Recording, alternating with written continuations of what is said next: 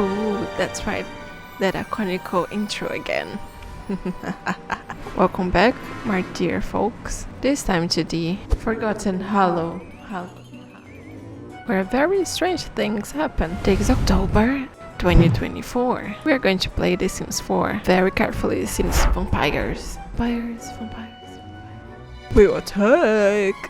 Yo, better be careful.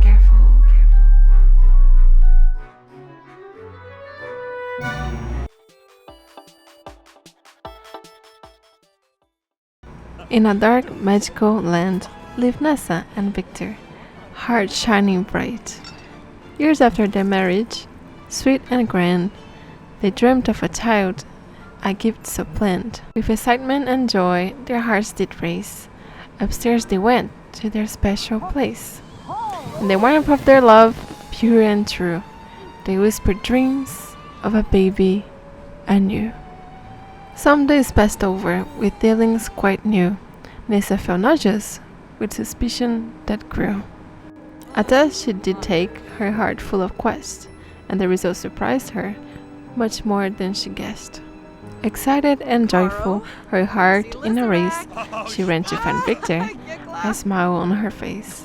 With the news of a baby, their joy was complete, a new chapter begun in their love so sweet. 9 months passed over with joy in their heart. The baby's room ready with love and with care. Graciously, they waited for the moment they'd meet their dear little heir. Rocking on her chair, one day, Nessa thought, "There's something wrong here. Oh my god, it's baby time." Nessa thought, desperate and excited. She bolted down the stairs, yelling, "Victor, it's her prime." And soon enough, our little angel, Erica, the baby, arrived. Happy and proud, the couple believed that calm, joyful times they would soon achieve. Their city felt safe, their neighbors good, if only they knew the danger lurked in the woods between the leaves. Vombo? Charm? A week had passed, and with joy to show, Ness and Victor planned a baby shower to throw. Optimistic and cheerful, their hearts were so light. They invited the neighbors to share in their delight. With hopes that their children would grow up as friends, they welcomed them all, as the fun never ends. Laughter and chatter filled up the hour in the lovely celebration of their baby shower. Victor, quite scared of their neighbors so odd, found them unfaithful, their ways rather flawed. Nervously crossing the room with a sigh, he kept his resentment, not wanting to try. In his hideout, Vlad's sister found him, although she just wanted to give him a gift for the baby. Victor's heart was pounding. To the living room, he didn't want to come back. Twitching and trembling, he silently crept. In the dining room, one of the NPCs calls him back. "I'll be right there, dear," was his answer with his voice cracked. He swishes through the room, but to the living room, he didn't want to come back. Although, with Erica's cry, he had to attend. With a knot in his stomach, he goes back to the living room. He calms down Erica. Meanwhile, Nessa is blooming. An unexpected guest with a whisk and a zoom swept through the door and into the room. With a flourish and a flare, he makes quite a sound and plopped in an armchair, quite safe and quite sound. Vlad is his name. Meanwhile, the guests, with a chuckle and grin, gave gifts to the parents that made their heads spin. For baby Erica, the presents were wild, the most absurd gifts, leaving them riled. A little bit drunken, the neighbors took flight, laughing and playing, casting spells left and right. Victor grew anxious, his nerves in a spin. Would these people harm little Erica within? With worries abounding, his thoughts filled with fright. He watched their wild antics deep into the night. Yet, in this odd chaos, a lesson unfurled in the funniest fairy tale world. Photos of her dear baby Nissa would show, while the vampire neighbors stood in a row.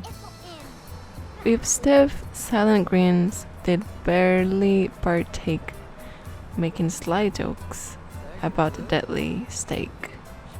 Nessa would laugh, with joy in her eyes, unfazed by their hints or possible lies. In this whimsical tale, with humor so bright, even vampires couldn't dim her delight. Meanwhile, the party went on with great cheer, celebrating Erica's birth, friends far and near. But forget to care for the baby, they did not, for when she cried out, Victor's worry was caught. Crying for nothing, or so it did seem, Victor understood like a bad dream. Baby Erica felt a threat in the thin air, her tiny instincts sensing danger out there. As it grew late, the host waited with glee. Nothing wrong happened as far as they would see. Though cries and screams made them wonder with care, was there danger lurking, hidden somewhere?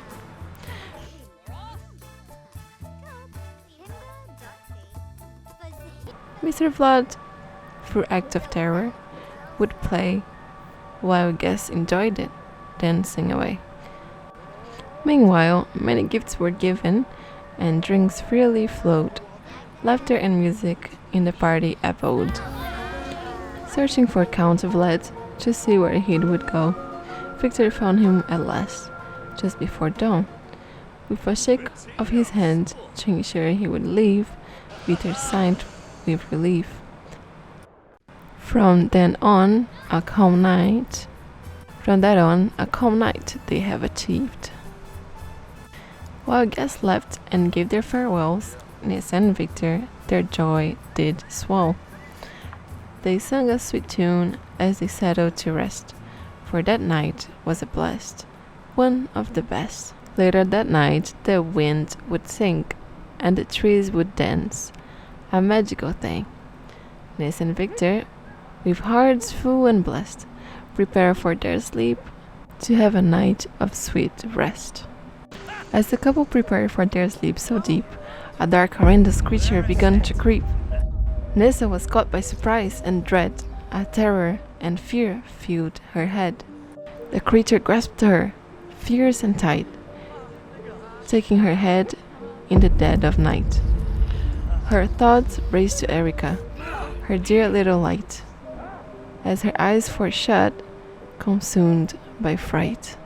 Gathering herself, Nissa ran with all might to check on her baby to see she was right. In her despair, the creature took flight, jumping on Victor, ready to bite. Victor stood firm, right by the bed, but the creature's fangs touched his neck instead.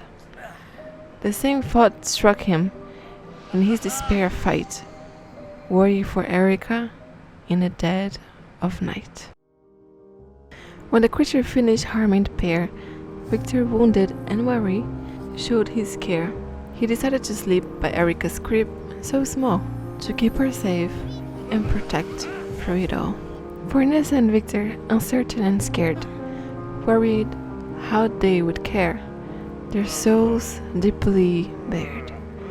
How would they tend to a human so dear when their own fate was no longer clear? Yet in their hearts a fierce love remained, determined to guard her through pain unexplained.